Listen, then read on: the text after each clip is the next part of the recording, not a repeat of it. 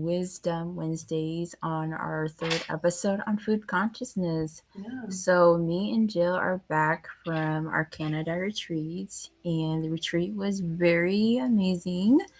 Lots of stuff. I would just say, like coming back, there's just a lot of stuff to digest, and I Mhm. think mostly me and Jill had just been grounding, and then a lot of new things that are happening in our world, which is because solstice was shift, and all that solstice energy and all that new moon energy just coming in. I'm pretty sure it's not just me and Jill feeling a lot, but also everyone feeling all this energy is coming back. But since Mhm. coming back from the our solstice retreat, I just say thank you to those who came, and thank you to those who help and assist and support us. So thank you very much. um, I would just say the solstice was amazing. Our retreat was really amazing. We do plan to do another retreat next year. So if you missed this opportunity of retreat this year, Mhm. me and Jill are planning to do a second year of retreats, and it's gonna be. I think me and Jill are discussing probably in Canada, maybe like Edward. Is it Prince Edward Island? That's maybe Yeah, or not. maybe Nova Scotia, maybe somewhere southern Ontario, Great Lakes area. So Somewhere, yeah, we're yeah, still trying to figure that out. so we're so figuring it out. We're really excited. But obviously, this is a female one. So me and Dara are doing a deeper female, called like Yanni, mixed in with divine feminine. Males are still welcome if they're honoring your sexuality. So anyway, Jill, why don't you tell us about how it was for you at the retreat Yeah, and solstice? well, looking back on my last few solstices and those travels, this one did not disappoint. It's always a journey, both inward and ex outward. Very, a lot of intense pre-solstice energy and soul work needed in order to get there.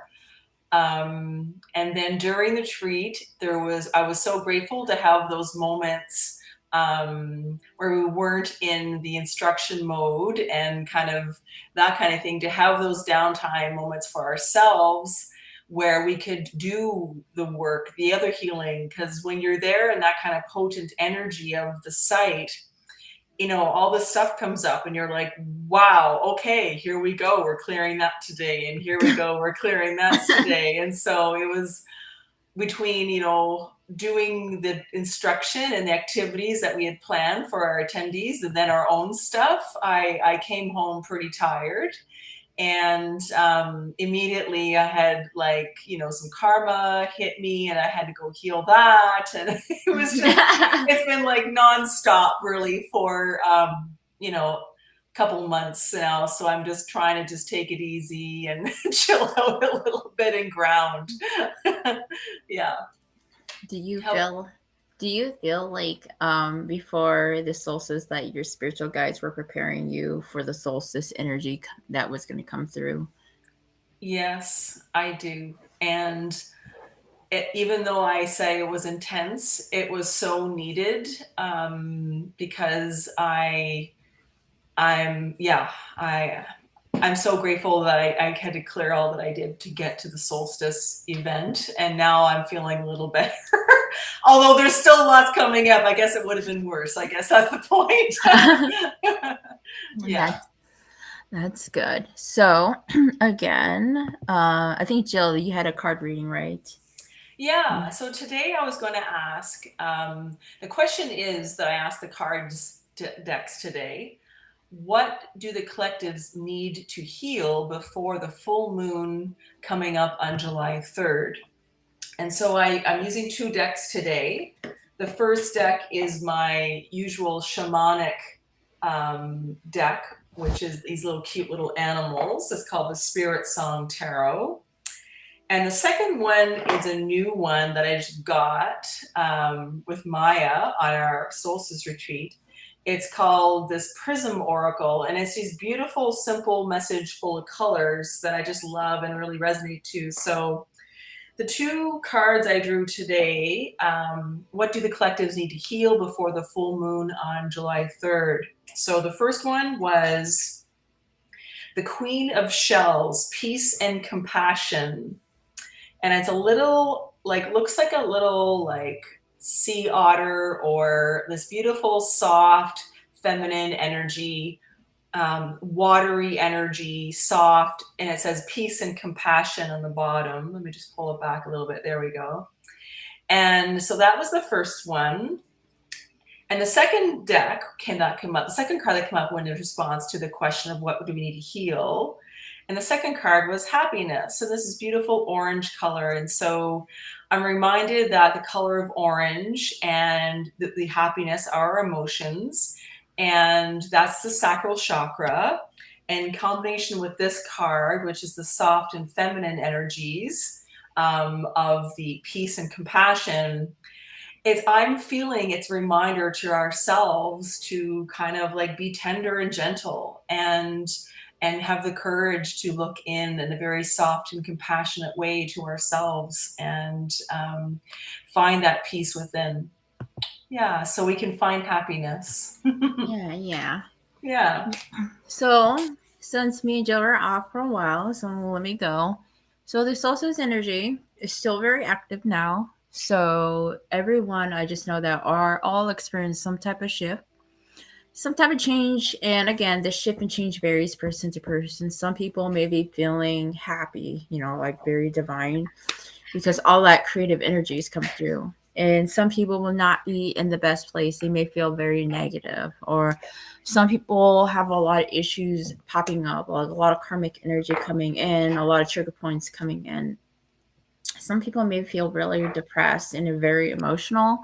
Some people may feel like ungrounded, or like there's just too much energy, or some people may feel like they need to be in solitude, or they don't even want to be around with other people. And again, this all varies person to person with solstice energy, because the solstice energy is very active.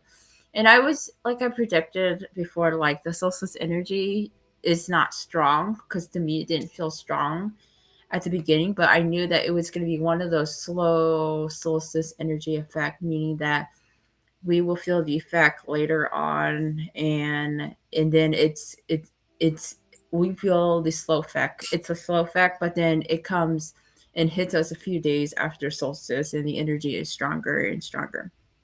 So I definitely felt the solstice energy much stronger. Not on solstice day. It was probably like when I got back home, and that's when I started feeling how strong the solstice energy, because the energy was so strong that I noticed that the weather patterns were like being shifted and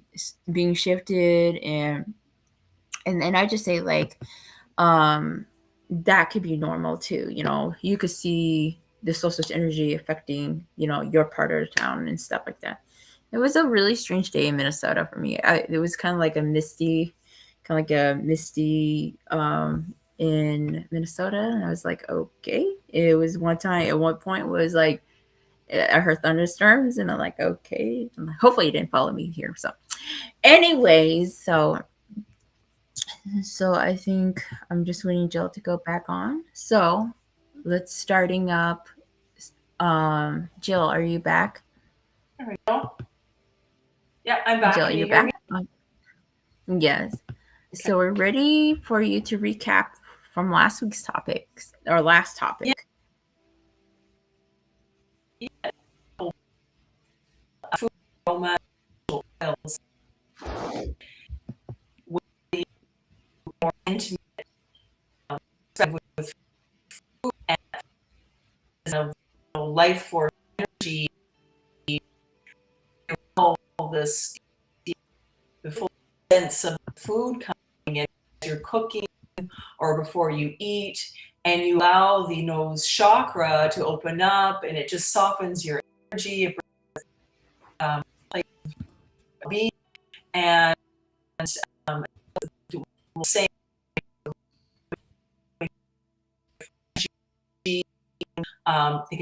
grounding. So we really went into a lot of aspects of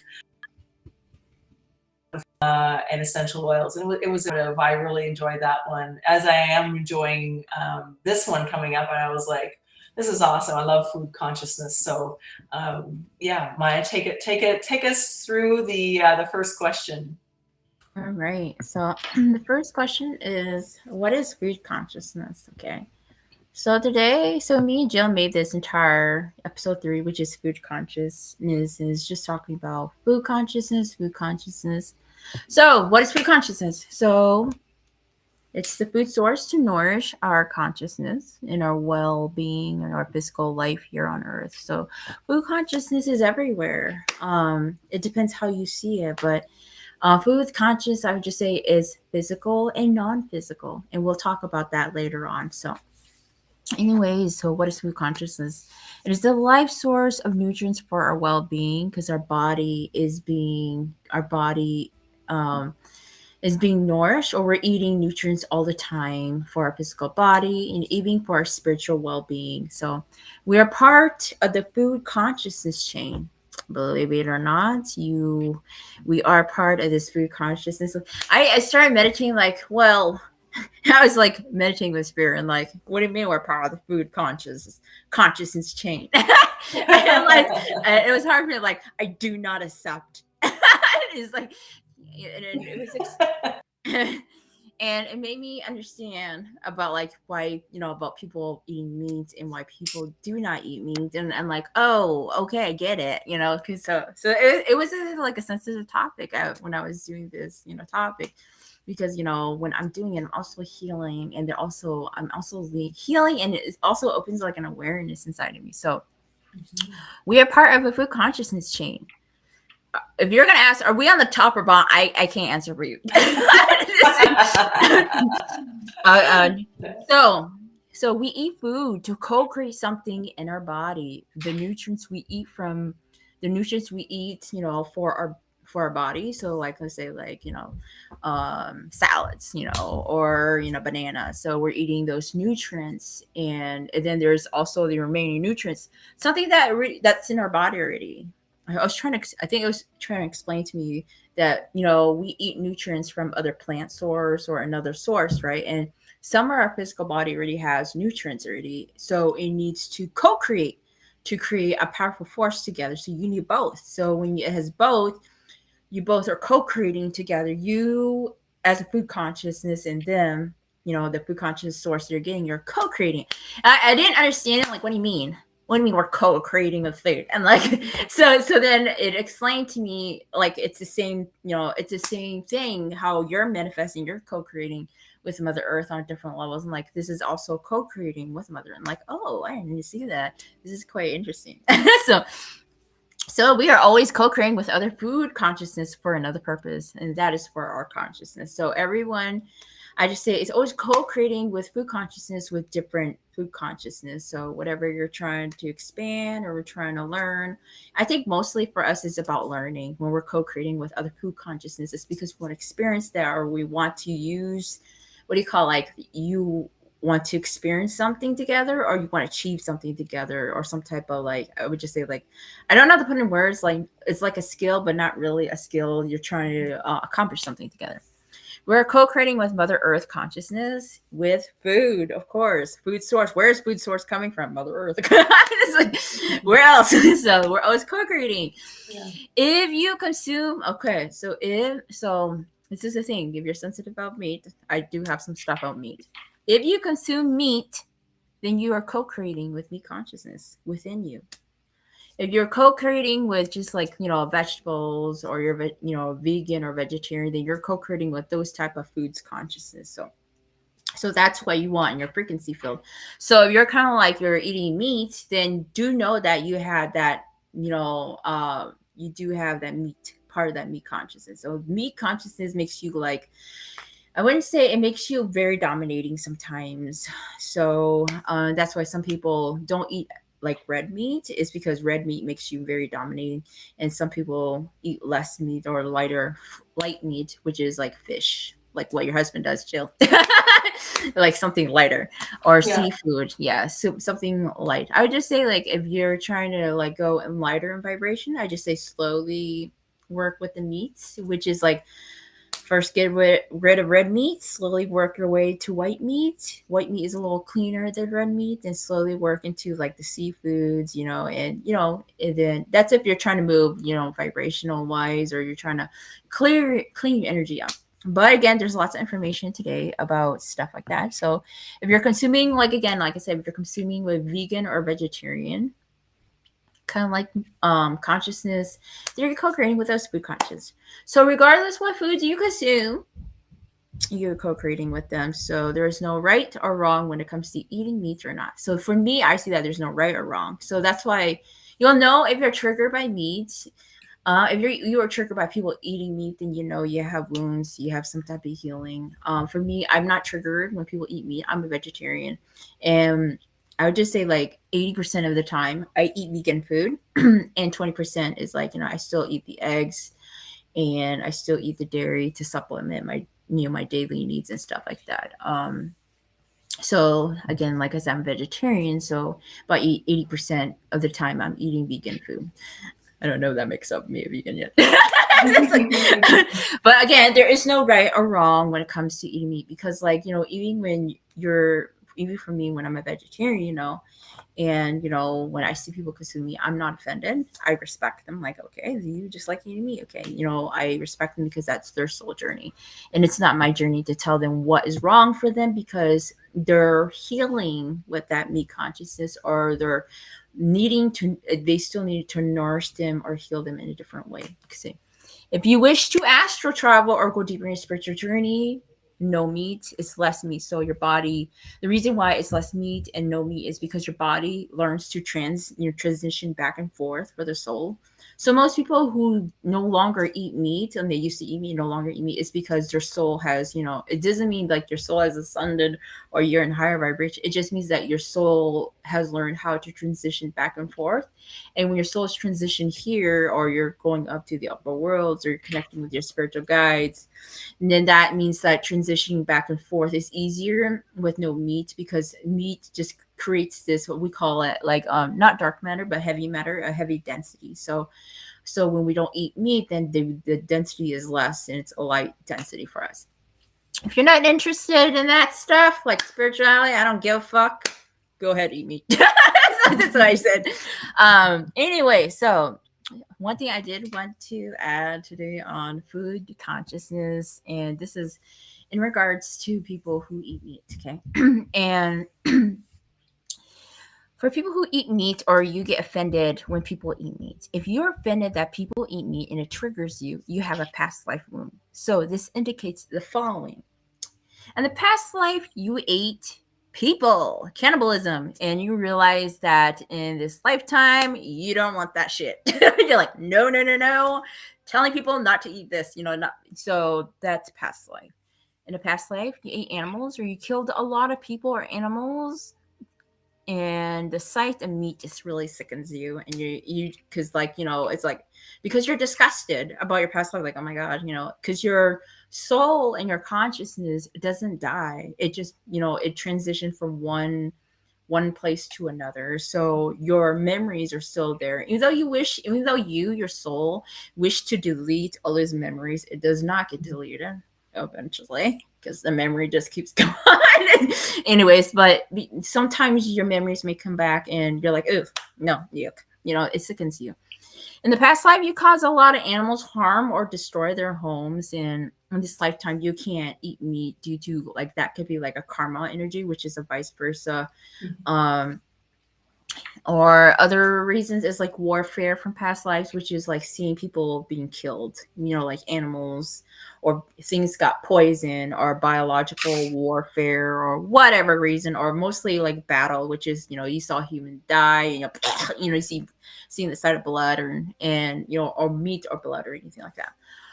Other ones is judgment, or being shamed for eating meat in a previous lifetime, or you used to judge people like, why are you eating meat, or whatever like that. So and some are going to be, and another one is taught about these beliefs and behaviors at home. So this is something with your childhood and stuff like that. So like, again, that's people associated with in regards to people who, like we get offended or triggered by people eating meat. And is there karma in meat? I would just say, like, people always ask that. I would say yes and no, and that just kind of varies what your goal is. You have a goal already, which is like, hey, I want to be lighter density. That's my sole goal. Then yeah, then you will have to reduce the eating meat thing. If you were kind of like, I don't care about I don't really care about I don't care about that stuff. Continue to eat meat. So, anyways, Jill, we're ready for your second question. Yeah. So, how does food consciousness relate to us? Well, Maya has some really good information in the previous question, but the consciousness of food is a very intimate relationship and bond. When you want to connect to that softness, you want to connect to that life force energy, that food consciousness helps nurture our bodies and nurture and nourish our spirit. When we connect consciously to the consciousness of food, we embody the wisdom of the food nutrients in our body. So we don't necessarily have to eat the thing to receive the energetic benefit of it. When we are in, sometimes we have relationships with food that are a bit toxic or painful because of food trauma or past life abuses, that kind of thing. So sometimes going on a food consciousness journey helps us with that healing.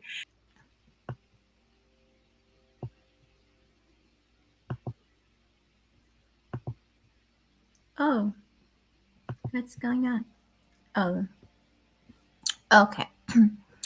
All right, so I will continue on Jill. I think Jill is talking, how does food consciousness relate to us? I think she said, when we are healing our relationship and our food consciousness, we always create a bridge and a bond, intimacy, and love, and we develop a relationship with trust with the food we eat to nourish us. We love and appreciate the food in our bodies to the food source and energy on the earth. So, um, another one is, how does food consciousness relate to us? We learn to garden the frequency of food in our body. We also begin to manifest and create our food source as a plentiful source of nourishment in our lives. And another one is, food nutrients and consciousness are a source of energy for life, or a life force energy. So food consciousness, I just say, like, it's all around us all the time. And sometimes food consciousness is physical, and there's also food consciousness that's not physical, which we will talk about later. We have the non-physical food consciousness, which is, to healing us too. And our next question is question number 3. How do you connect to food in a deeper way? So, how do you connect to food in a deeper way? Through touching and feeling, through tasting, feeling the taste of food when you eat. We connect to food in a deeper way. I just say, like, the senses are sensories that we have with food. So, which is, I said, through touch and feeling. Touching the food, like when you're washing your foods, or even like when you're chopping foods, just connecting to food and feeling the food. And sometimes people think, like, does feeling mean you physically touch? Both. Physically touching your food, like your vegetables when you're chopping, or just feeling that, oh yeah, this food is gonna be in my tummy, I'm gonna be nourishing it. So there's a ways to connect food in a deeper way. Through tasting and feeling the taste of food you eat. When I was talking about that, meaning that when we're making our food, like for example, like either, like for me is going to be, my example today is going to be rice. Okay, I make rice. Okay, so through tasting, when I say how to connect with food in a different way, through tasting and feeling the taste of food when you eat. So when I'm steaming rice and I'm making my rice, feeling it, I'm feeling that rice, and I'm feeling the aroma of the rice. I haven't tasted the food, but my body is like, my body is feeling that taste of food. My body is like, oh my gosh, I want to slobber all over it. Oh my gosh, I want to eat that. You ever had those cravings, even like, before you go in to eat out, and you have this craving, and you're like, your body just has that craving to eat that, and it's like dreaming about, like, for example, is ice cream. Not recommending right now, but we're talking about ice cream as an example. So it's that feeling like the taste of ice cream, but you haven't ate it, your body is craving for it. And when you actually go get the ice cream and you start eating it, and it's, it's very satisfying to your body. So those are ways to connect with food in a deeper way. Other ones are through the smell and the aroma from the food. And an example would be the steaming smell of rice being cooked. And when you're eating the rice, you smell the bliss of the steam. You feel the steam, and the taste of rice is going to sit in your tummy when you haven't ate it. So that's like the example, like through the taste and smell aroma. Um, when I'm talking about through the taste, when I'm talking about through the smell of the aroma from food, which is like how do we connect to food in a deeper way, through the smell aroma from food. So I'm not just indicating race, but it could be indicating in different foods. So one through the smell of the food, the one through the smell of the aroma from food is my example today is rice. Others could be like soups. It could also be like, if it's not like a deep making food, but it could be like teas or certain things that has so much aroma or creates a steam aroma in your home in the kitchen. Another one is your consciousness has a memory of what certain foods is nurturing your physical body already. So we follow the aroma, memory, and smell for our consciousness, because our consciousness has this memory from the beginning and until the end. That's my favorite word, as a consciousness. Just to let you know, I'm always gonna say the beginning till the end. And the beginning means the beginning of my consciousness lives, and until the end, which is now is not the end. Just to verify that for everyone.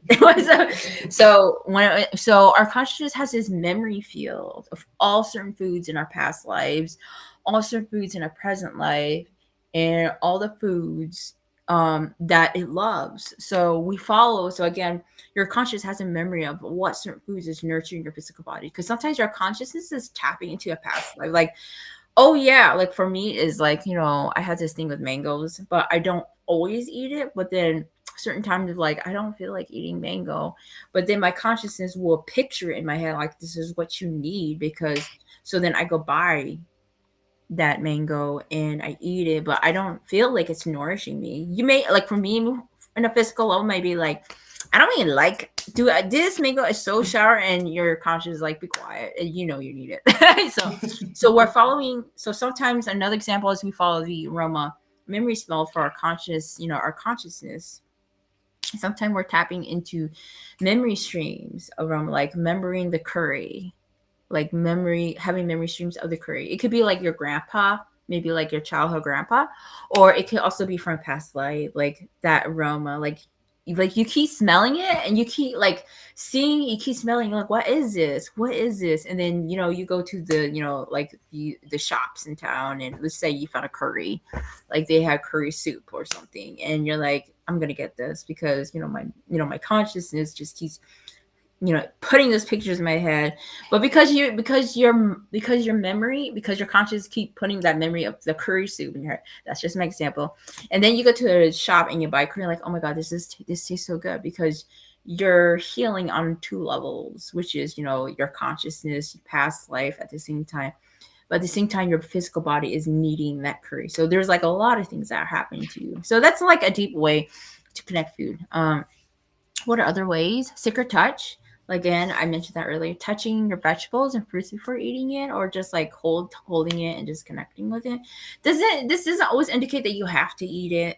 It just means that you're, secret touch. Sometimes people are allergic to certain foods and they can't consume it, and they'll just touch it. Like I'm just touching. I'll tell you, I'll touch a squash, but I won't eat it sometimes because I just like it. I just like looking at it. Because it could be healing, but it doesn't indicate you have to eat it. But that food consciousness is healing. Another example of sacred touch besides touching your vegetables and fruits before eating is washing your foods instead of going out or making your food. So that's what sacred touch. Other ways to connect with food in a deeper way is prayers and set intentions before eating. Kind of like just sitting, having some quiet time with the foods. Just say you cook some foods, it's on the table for dinner, and just like, praying.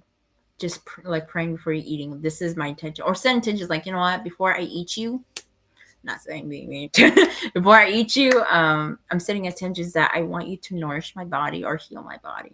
Maybe that, you know, or you might have a different intention. Like, I'm trying to manifest something and you are healing my body so we can co-create and manifest together. Other one is express gratitude towards food on the table. You know, that's very important. Meditating before eating, connecting. So when we're meditating before eating, just connecting with the energy of the food, and you're in meditation form and you're just meditating about the frequency, the food conscious frequency with you, connecting it, and you connect with it. So then you're healing energetically on another level, and you're also eating it, which is nourishing your body physically, and you're having, like I call it, a double healing at the same time. This technique allows the energy to heal your body and nourish you on a physical level. So this is like a really good method. My family grew up like this. They would do this technique. Another one is I would just say it's a great way to connect with food is, I would just say this is probably the best technique ever to connect with food. Washing and cooking your own foods. Watching yourself, like, because I'll tell you why. Because like making your own, sometimes you make a really good dish and it's so much work. Like some people I know, they spend 3 hours making their dishes, like make it all fancy, and I'm sorry, 1 hour and that's it for me. But there's a reason why. A great way to connect with food is washing and cooking your own foods, making your own dish, because you're washing it, you're cleansing your, you know, your own vegetables, or, you know, whatever process, or whether it's meat or your fruits, and you're watching yourself and you're enjoying the process to make a dish for yourself, because you're creating all this process and you're building a relationship with food. Kind of like, I need some potatoes, chop chop chop chop, love you potatoes, and then you're adding like a little onions, adding you to the dish, love you, and you're in the kitchen, you're singing, and because you're putting all the food together, and then you cook it, and then you sit on the table, you're smelling all the steam and the aroma coming in, and you're just thinking, yeah, I can't wait to eat you because you're gonna be yummy in my tummy. And then it fills your soul on a deeper level. So I said, like, the best one is soul food. It's just making it yourself, versus someone else making it. And you're kind of like, if you're a vibrational person and you're like, well, you're at a restaurant and you're like, I don't want this food, it's probably because they didn't really make it in the highest vibration. They were probably in a rush. So sometimes if you're like at a restaurant and you're like, you're not connecting to food, that could be another reason. All right, Jill, are you ready for question number 4? Yeah, absolutely. Can you hear me? Yes. Okay, perfect. So what are the benefits of tapping into food consciousness? Well, we've talked about your body and soul are nourished in a more deeper and intimate way. You connect deeper into the earth and the life force energy of all plants and herbs as a part of Mother Earth's queendom. You feel more grounded, aligned, and in touch with your body. You feel healthier and have more energy. You feel an intimate love and connection with the energy of food. It's like a sensual moment where you feel that energy coming in, and kind of filling up your aura. You expand your own consciousness to cultivate a softer energy, because the energies of fruits and vegetables are very soft and tender, and it's just that kind of ripple effect kind of hits your aura. It's beautiful. Your soul journey continues to expand, because as you start to really intentionally connect with the energy of food, you're healing yourself on multiple levels, like your mind, body, spirit, and consciousness. And like Maya said earlier, you don't always have to eat everything to really appreciate it. You can just really feel the energy and learn to detect the energy of the food coming into your field. Yeah. All right. So question number 5: what are some ways to heal? What are some ways to heal? Heal if you're on a soul journey, and especially with still food consciousness. So, some ways is learn to connect and feel what is necessary for you. We are all gone. Everyone is different. For example, is like, for me, I can't have a lot of heavy density of dairy in my diet. So I need to connect and feel what kind of, foods that I could work around with, my issue with dairy. So it's always important to learn to connect and feel what is necessarily for you, because everyone is different. Um Learn to understand why you don't feel comfortable with certain foods, and there could be reasons like karma, pain. Have you, like, imagine yourself getting this giant basket and someone just give you like this giant like bucket of food, and like, and it has all these types of vegetables, there's, let's say, there's meat in it, there's milk, there's just every, all types of foods in it. And if you take out and you hold one food, like you hold bread, allergy, no. Holding another pair of food, meat, karma, no. Probably killed someone in past life and I'm not connecting with them, me. Or like touching milk, no. Or like, like just like stuff, and you'll find out like that, like, we connect food in different ways, and sometimes we don't feel comfortable with certain foods. Like, for instance, I never like carrots. I hate carrots, and like, for the reason why I don't like carrots was because it's very, I'm like, because it's so raw and it's so stale, like, and that's feeling uncomfortable with certain foods. And for me, it's like understanding why I don't feel comfortable, because it's crunchy. Well, then, and learning to work around it too, because there's sometimes we don't like certain foods because, like, for example, my carrots, right? Raw carrots. I'm like, why do people eat raw carrots? It's like so hard.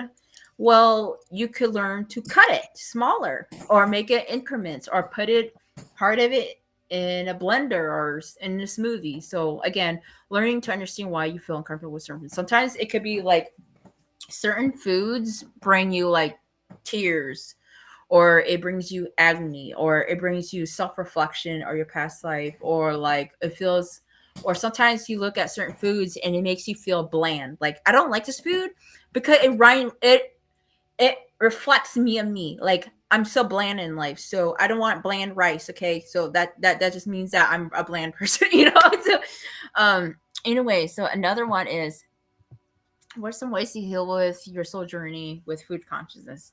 I added this one. Accept you lie to yourself why you don't like it. For example, I hate peas because it triggers my childhood where grandma made me eat it as a child. So don't lie. Don't lie.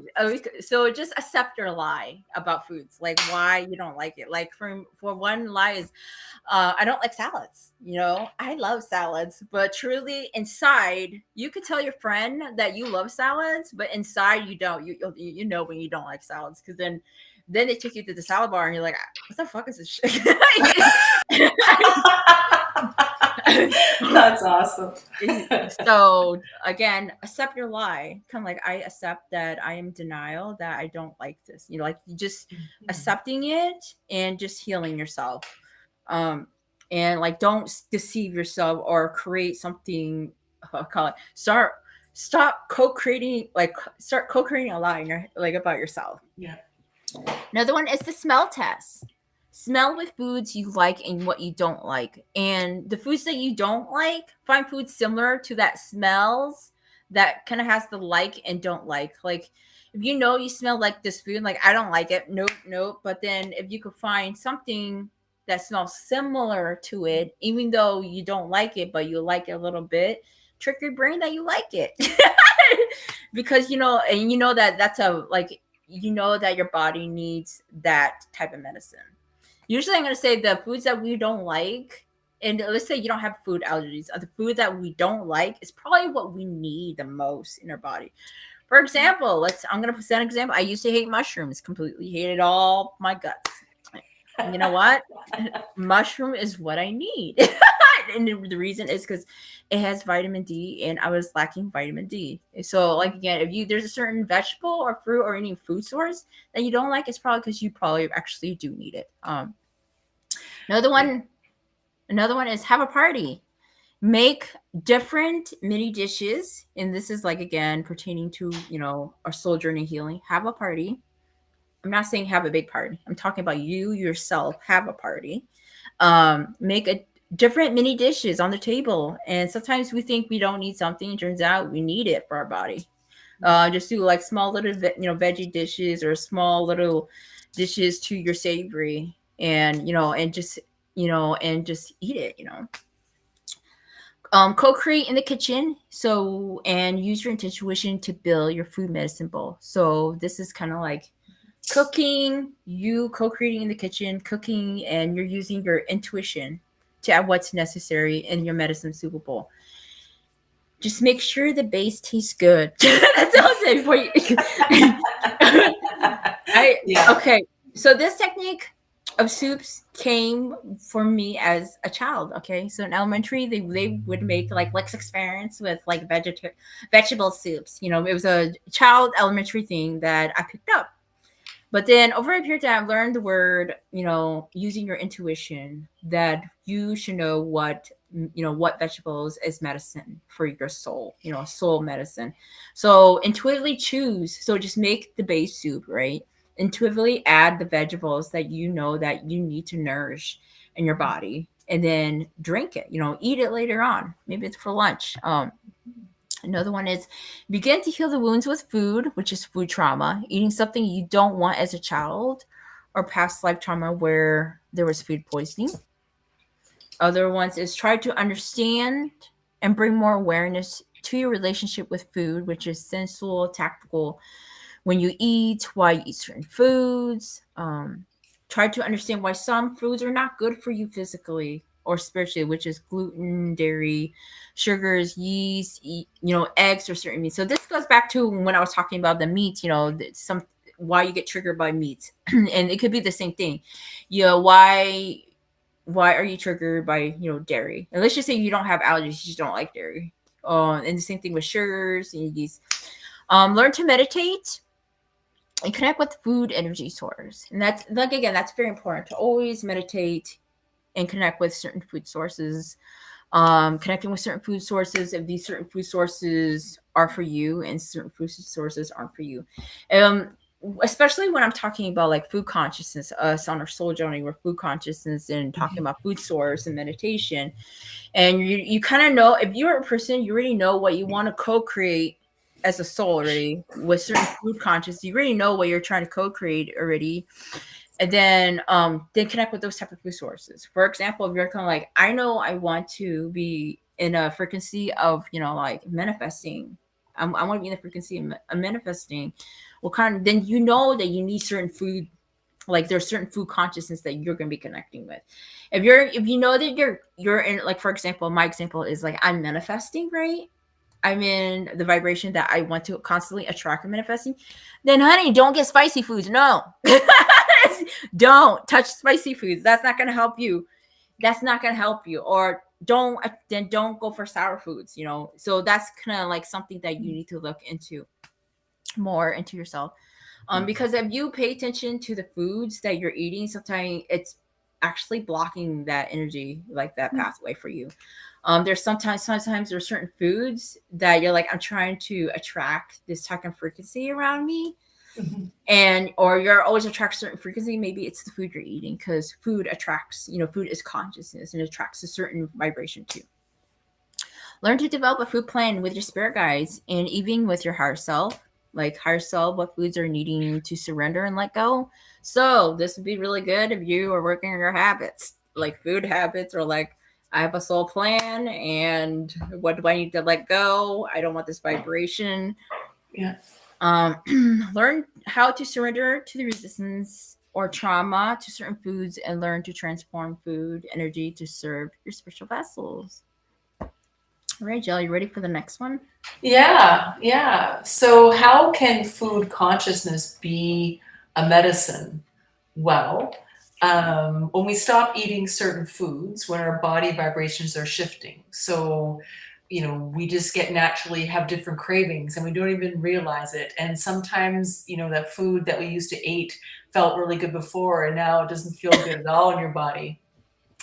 So certain foods are no longer aligned with us. So that, the common ones you hear, all the time be gluten, sugar, salt, bad fats, meat, eggs, soy, all those things. Certain addictions disappear or lessen as you're no longer over consuming the old stuff that you don't need. So your cravings start to decrease because your body has purged the physical or energetic toxins. So yeah. The energetic qualities of food can help your physical body, like ginger, for example, for swollen lymph or your stomach, or chamomile for a sore stomach. The gentle, loving energies of herbs and vegetables can heal food traumas. And so, you know that you were forced to eat certain foods as a kid, and then you start to develop like food paranoias, and then next thing you know, you're like, I only want celery in my salad, nothing else, no cucumbers, no tomatoes, that kind of thing. You can heal food traumas. So food energies can also help you ground. So potatoes are great for that. Or relieve anxiety. So you can sprinkle a little lavender in your salad. It's a lovely little addition.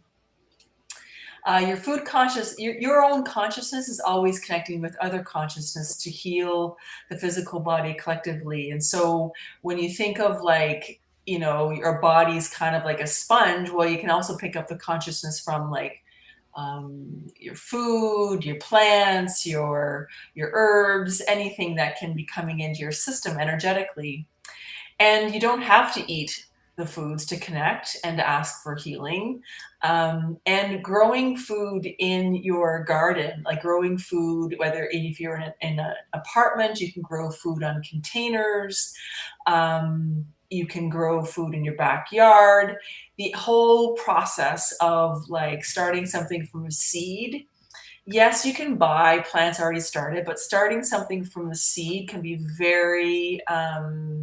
it's very spiritual when you think of like when you want to manifest something, and then you're kind of cultivating the soil and watering the soil and nurturing it, and you can maybe sing to it and bring positive vibes and, thank you, your food. And it's just can be very healing and grounding as a medicine.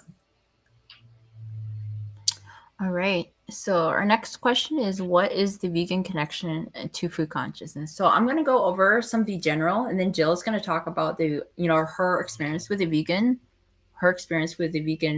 connection to the food consciousness. Okay. Yeah.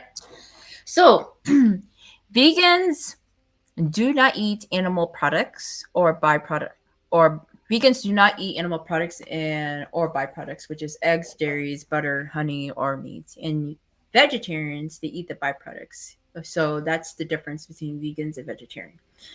Vegans don't consume animal spirits in the aurora field of frequency. So this is more about talking about vegan. I think earlier we talked about like meat eaters. So vegans don't connect. So when vegans don't consume the animal in their aurora field of frequency, is because vegans have a cleaner energy. So anyone who wants to be vegan is because they want to have a cleaner energy in the body.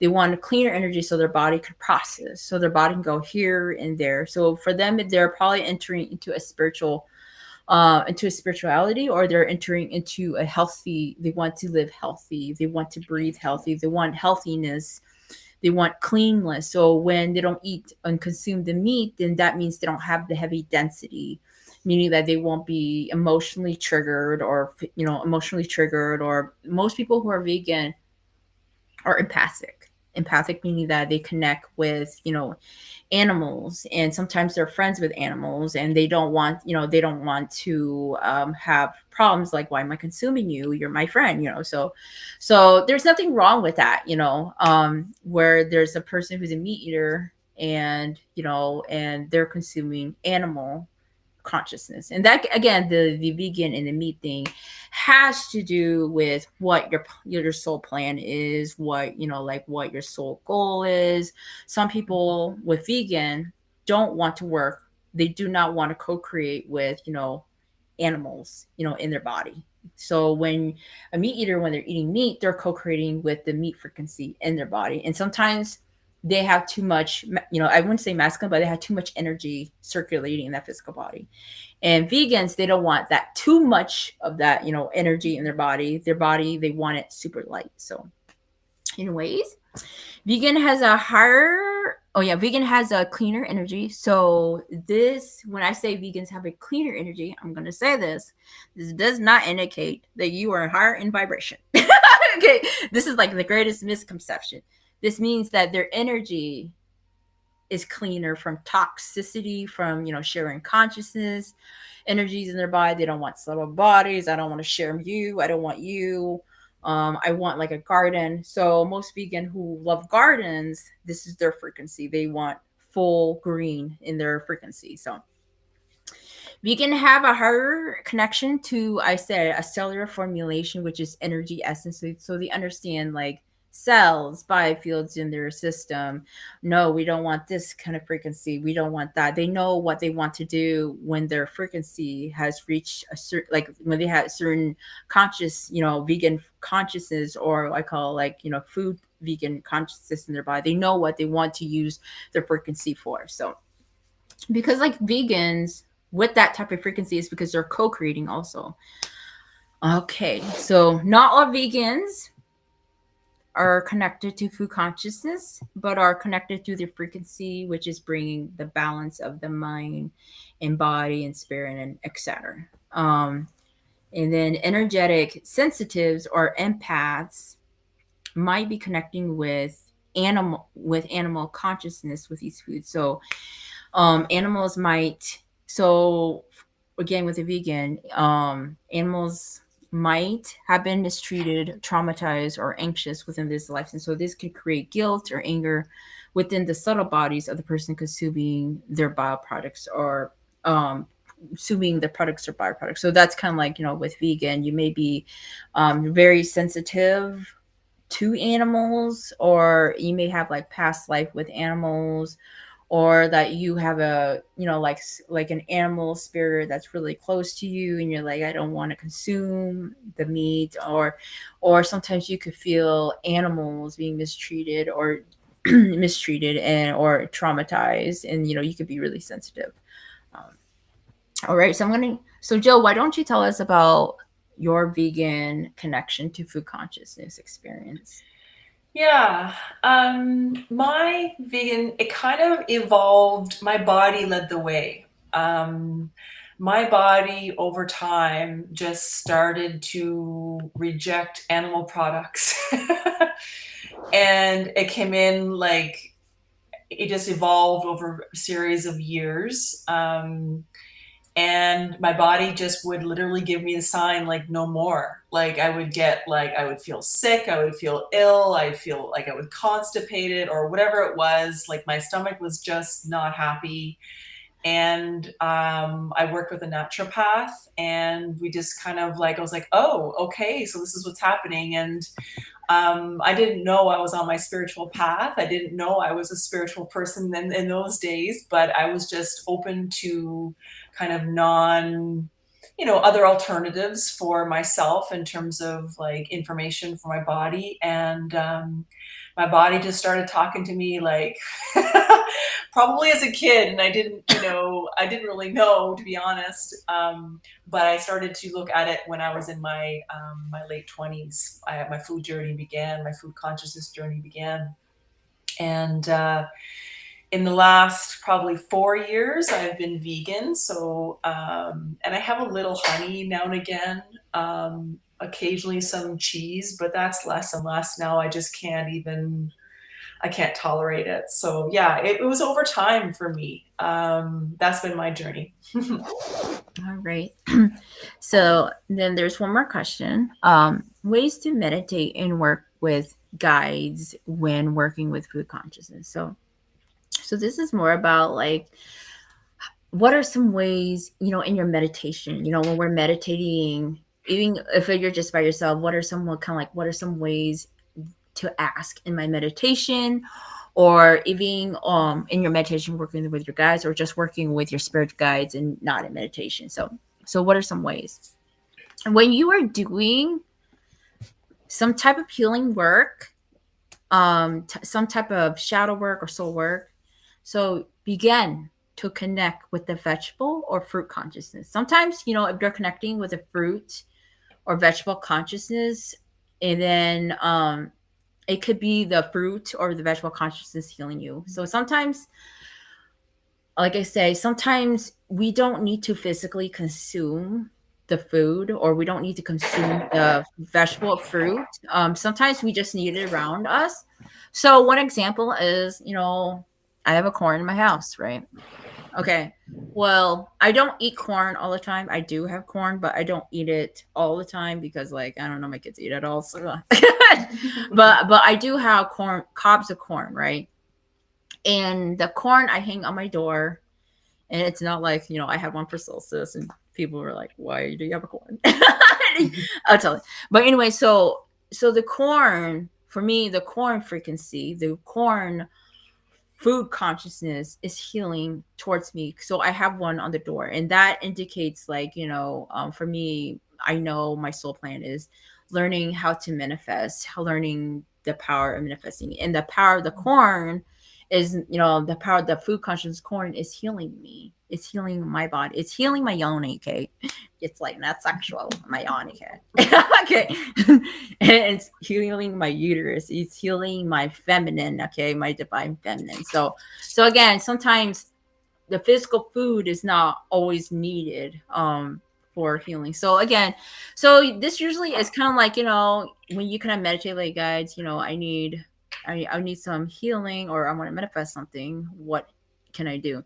And sometimes with food consciousness, like, if you're wondering, like, why do we spiritual people, like, why do we buy, like, like herbs, or why do we buy herbs, or why do we buy, like, those dry herbs, or why do we buy vegetables and we don't eat it, or like cinnamon sticks we hang on the door? Well, you're still working with food consciousness, because, like, most shamans of us, or people who are very sacred, we work a lot with food conscious. What do you put on the door? I'm gonna tell you, I have cinnamon sticks by my door. I'm working with food consciousness right there already, putting cinnamon sticks. I have 8 of them just hanging by my door, and I'm asking it to attract energy into my house, attract to what I want. So I have cinnamon sticks for that. But at the same time, when you're asking for that, I'm also healing. My soul is healing with that frequency too at the same time. So when we are doing rites for us, rituals for us, so at the same time, the food consciousness is the vibration that is healing us at the same time. Other ones is connect and meditate on what vitamins are low in your body. So this is like an example. When connect and meditate on what vitamins that's low in your body, and when we know what vitamins are low, we can also connect with the right food consciousness. So for example, like, you're connecting and meditating, like, well, what vitamins are needed in my body, or why do I feel like this? And sometimes, and then your spirit guide can tell you that you're low on this. They'll tell me when I'm low on, like, my vitamin A or D. When they tell me I'll know. Well, now I know why I'm low on vitamin D. Like, before, I didn't know that. I was like, I'm so tired all the time. Like, because you need to be out in the sun. You need your vitamin D, and you're not even taking your vitamins, and you have been avoiding all these foods. Like, oh yeah. So that's when I know. So now I know that when I'm low on vitamin D, I sleep, and I can sleep for a very long time. So that's when I know my vitamin D is low. But anyway, so the other way, so when you kind of actually know already, and then you can also ask, like, in meditation, like, spirit guide, I'm low on vitamin D. What food source would benefit me now? Like, yeah, like, there could be like 5 other foods that has vitamin D, but which one's best for me? And you're kind of like trying to figure out which one's best for you. Mm-hmm. Then you can ask your spirit guide, or you can go in meditation and let the visual come, and they'll, like, bring it to you, like, it's a mushroom. Ha ha. No, just an example. That's just an example. Okay. What kind of mushroom? And they show you a picture or words, and like, okay, that's what I need. Okay, well, lately they've been telling me I need to go back to ratio. So anyways, another one is sometimes we don't always have to eat foods to heal with their consciousness on the physical level. So sometimes we just need their touch or smell, such as scents or essential oil. So some food consciousness cannot be consumed, and it may be because they're very poisonous. to consume it. Or some are food conscious, so they're just meant for medicine, so that just means, like, for example, is, essential oils. There's some plants in essential oils not for eating, right? It's just for, like, smell, or just for your skin, but you can't consume it, there's somewhere like that. So that's enough. So those are other ways to heal with food consciousness, and it's like you don't really think about it until you actually think about how big is food consciousness on the level. Another one is a way to work with guides or visualization and calling for your spirit, which is so this one is when you call for your spirit essence, or what we call, like, for example, is apple fairy. Okay, so we need a spirit essence of an apple, right? For example, is like a way to work with your guides. And let's just say, like, working with your guides, you're like, what, guys, I need some type of healing, and your app and let's say you're allergic to apples, okay, and you're allergic to it, and then your guide's like, well, you need apple, you need the essence of an apple. Well, I can't eat apple, I'm allergic to it. And then, you and your spirit guides, like, will call for the spirit apple fairy. So there's an app. If you're asking, like, are there apple fairies? Yeah. Is there people who guards apples? Spirit? Yeah, there is. Okay, it's strange, I know. So, for example, so now we're talking that you're allergic to apples, and then you're working with your spirit guides, and you're like, and your guides say you need an apple energy. So, then you both connect with an apple fairy, and you ask the apple fairy, would you assist in nourishing? Would you assist in assisting us and allow your apple? We need a part of your apple fairy essence to heal, to heal me. I would like that. And this technique is usually best with people who have food allergies or who are super sick and they do not have access to certain foods. So that's just an example. And the apple fairy is like, yes, I will give you a part of my food essence. Open your mouth. And you open your mouth, and the apple fairy put, a little essence into your mouth, and you just swallow it. And you do physically open your mouth, even though when you see, So this is when you go more deeper into, on your soul journey. Another one is when we are physically sick and you do not have access to physical food. You're like, I'm so sick. I can't get out of my bed. I don't have access to that right now. It's not in my fridge. You're working with your spiritual guides and you're asking assistance, the food spirit essence. You're asking your spirit guides, like, what kind of food essence or food conscious spirit essence is best for my body. So kind of like example, spirit guide, I am sick. What can I do? Your spirit guide might say, okay, open your mouth and we're going to put a little essence in your mouth to swallow. And that's usually just energy, energy that's put in your mouth. And you open your mouth and they put a little energy into your mouth. They're like, what is that? And they're like, oh, like a little, something. It's not physical like in the world, but it's something that through your spirit that it's healing through your spirit. And when it's healed through your spirit will heal it through the physical of your body. That's how essence works. So to know that, those are some examples to let you know that food consciousness is both physical and non-physical. Not all of us are going to see like the food consciousness, and I just say some are physical because some food consciousness, we're connected to it, right? And then there's some which is non-physical, which is like, it's more of a spirit, a spirit where it comes through the spirit and they feed it to you. And then some are say it's physical, but you don't need to consume it. Just having that food consciousness around you, which is like I said, my example was I have a corn in my house. I have cinnamon sticks in my house. I have bay leaves. I don't eat it. I don't use it. I just have it in my house, but it's nurturing me. And then there's sometimes you have essential oils. And example, essential oils are part of the food consciousness because we're all part of the food conscious chain. Even though you were in denial, I was too. Don't be lying. But food consciousness is so big, and like if we think about it, like how big food consciousness really affects, like how big food consciousness is. It's all around us. Like again, would you think essential oils is a food conscious? You wouldn't really think about that because you're thinking that food conscious, you have to consume it, but food conscious is around us. And like, again, essential oils, we just may need that scent. And sometimes we just need like scent of food consciousness to like open up, heal ourselves, or sometimes we just need like medicine, you know, like bombs in our body and stuff like that. That is food consciousness. Sometimes we have it in like lotions or bath scrubs, so that's conscious. Sometimes we're instancing food like sage. I didn't like example sage, right? We eat sage, we add sage stuff into our foods, but we also instance sage, right? But sometimes you're not consuming it, you're using it in a different way of food consciousness. So you have anything to add?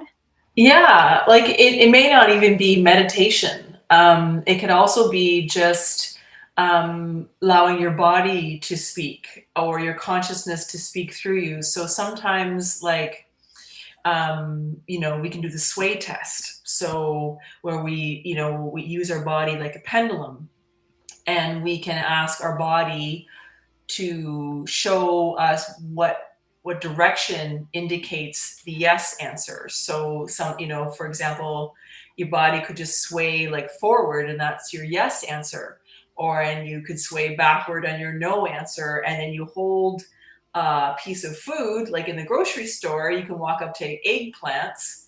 Body, do we need this energy? Do we need this, nutrients in our body? And you could just, see how your body responds. Or sometimes what I do is I just kind of walk into the grocery store and I allow myself to get out of my head and allow my body to direct me to, what food I want to eat. And so, that can be very interesting. And so sometimes I just like, oh, okay, so here we go. Especially in the fresh fruits and vegetable aisle. I usually stick to my grocery list in the other aisles, but usually in the fresh fruit and vegetables, I'm like, okay, what do we want to eat today? Or like on the way home, I was like, and sometimes I just kind of know. So like today before our live, I was like, okay, body, what do we need to eat? And I was looking through all my cupboards and my fridge, and I was like, oh, tomatoes, yes, that's it. And so sometimes if we just get out of our head and allow our intuition or our body to speak to us, we might be surprised by the information, and it doesn't even have to come through a meditation. It can just come through just your intuition, or your body just tells you. Yeah. All right. So we are coming to the end of our live on Food Consciousness, episode 3. And what's on the cards for next week? Oh, I didn't listen. So there's another episode next week. So we will continue. So we're still on our food, food episodes. We're not done with our food episodes. So please join us next week on our next episode, which is related back to food. So, all right. See everyone next Wednesday. Bye.